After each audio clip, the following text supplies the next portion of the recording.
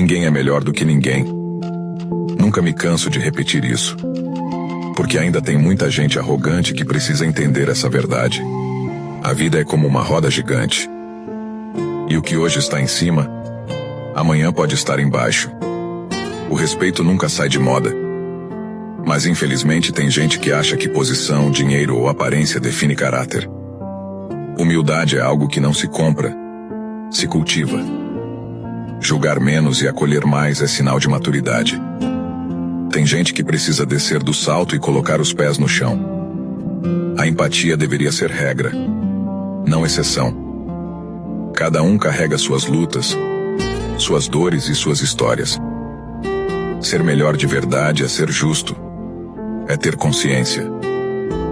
E quem realmente é grande não precisa diminuir ninguém para se sentir superior.